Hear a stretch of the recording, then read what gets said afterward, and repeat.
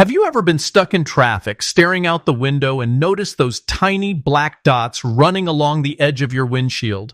You've probably seen them thousands of times on almost every car you've ever ridden in. They're on the rear glass too, and along the side windows. But have you ever stopped to wonder what they actually do? Are they just decoration? Some kind of hidden radio antenna? Maybe they help defrost the glass on a cold morning?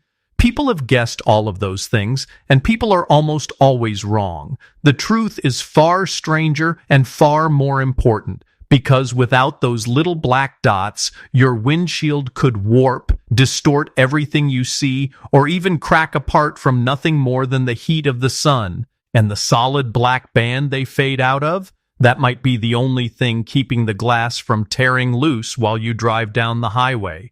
Today, we're unraveling the science and the history hidden in the dots on your car windows.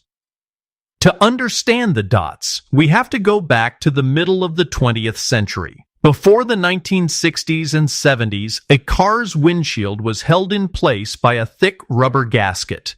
Picture a heavy rubber channel wrapped around the edge of the glass, wedging it into the metal frame almost like the rubber seal around a refrigerator door. It worked, more or less. But more or less is not a great standard for the only thing between your face and the road.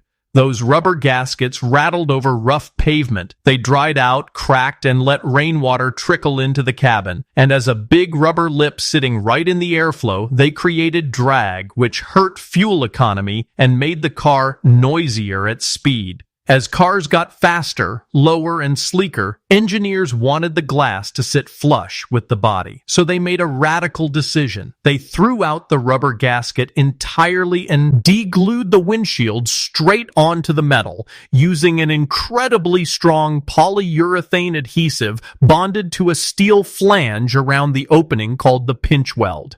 And this was about far more than looks. A glued-in windshield actually becomes part of the car's skeleton.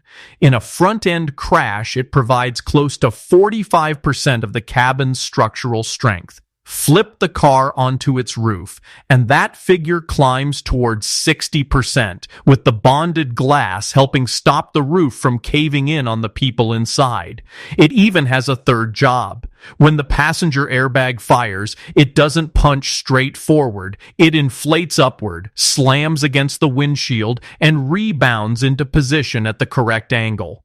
The glass is the backstop that aims the airbag. It isn't even ordinary glass. A windshield is two thin sheets of glass with a tough layer of clear plastic sandwiched between them, which is why it cracks into a spider web instead of showering you with shards. Brilliant engineering. But the moment they started gluing glass to steel, they ran headfirst into one enormous problem. The sun, that polyurethane glue, is tough, flexible, and astonishingly strong, but it has one great enemy: ultraviolet light. Leave the adhesive exposed to direct sunlight long enough, and UV slowly breaks it down. It hardens, crumbles, and loses its grip, which is exactly the bond you never want failing on the highway. So automakers needed a permanent sunshade, something that would sit over the glue forever and never peel, fade, or wash away. That something is the frit. The solid black band around the edge of your glass is not a sticker, not a tint, and not paint sprayed on at the factory. The word frit comes from glass making, where it means finely ground glass.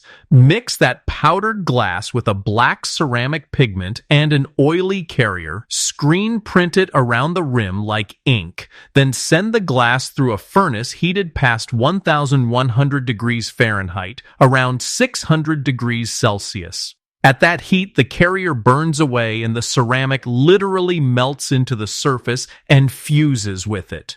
It is now part of the glass. It can't be scratched off or peeled away, and it will outlast the car itself. That baked-in band does three quiet jobs at once. It blocks the UV and protects the adhesive hiding beneath it. Its slightly rough, fired texture gives the glue something to grip, so the bond is even stronger. and it hides the messy bead of adhesive and the bare metal frame, so all you see is a clean black border instead of dried glue. So that explains the solid black line, but it does not explain the dots fading away from it. And the dots are where the real cleverness lives. It comes down to one simple fact of physics. Dark surfaces soak up heat far faster than clear ones. Park two cars in the sun and the black one will always cook inside first. Now remember how a windshield is made. The flat sheet of glass is heated in a huge furnace until it's soft enough to be bent over a mold into that smooth, curved, aerodynamic shape. Here's the trap. Once the black frit is printed on, that black band heats up dramatically faster than the clear glass right beside it. If the factory left a hard, sudden line between scorching hot black and cooler clear glass, the two zones would expand at different rates. The glass would warp along that border, bending light into a wavy, funhouse mirror distortion that engineers call lensing. Push it further, and the thermal stress could crack the pane outright before it ever left the line. The fix is the dots. Instead of one sharp edge, the frit dissolves into a field of dots that start large and tightly packed at the rim, then shrink and spread apart as they march toward the center. Printers have used this trick for over a century. It's called a halftone, the very same dot pattern that turns solid ink into soft gray shades in a newspaper photograph. But here it does something far more useful than fooling your eye. The shrinking dots create a smooth temperature gradient, so the heat steps down gently from the blazing black edge to the cool, clear middle, instead of slamming into a wall. No sharp line, no warping, no lensing, no cracking. The glass heats and cools evenly and holds its perfect shape. And as a bonus, that soft fade simply looks better than a hard black frame. There is actually one more place these dots show up, and almost nobody notices it. Look up at the strip of glass right behind your rear-view mirror, and you'll usually find a little cluster of black dots sitting there on its own. Automakers call this the third visor frit. Your driver and passenger sun visors do a decent job blocking glare, but there's always a narrow gap between them, right in the middle, where low morning or evening sun can knife straight through into your eyes. That patch of dots fills the gap, a tiny permanent third visor baked into the glass exactly where the flip-down ones can't reach. But on newer cars, that black zone earns its keep in another way too. Look closely and you'll often spot a camera tucked up there behind the mirror, peering out through a clear window framed by the frit. That camera runs the car's driver assist systems, lane keeping, automatic emergency braking, even traffic sign reading. The blacked-out frit hides the electronics and shields them from glare while keeping everything tidy. It's also the reason a modern windshield can't just be swapped at any corner shop. That camera has to be precisely recalibrated to the new glass, or the safety systems start reading the road wrong. The humble black border has quietly turned into a high-tech instrument mount. So the next time you're sitting in the passenger seat staring out the window, you'll know the secret.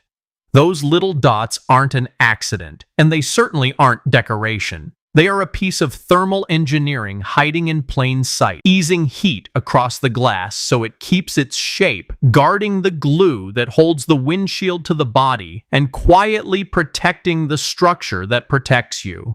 If you enjoyed the hidden story behind this everyday object, hit the like button, share the video with someone who'll never look at a windshield the same way again, and subscribe for more surprising histories. Thanks for watching, and I'll see you next time.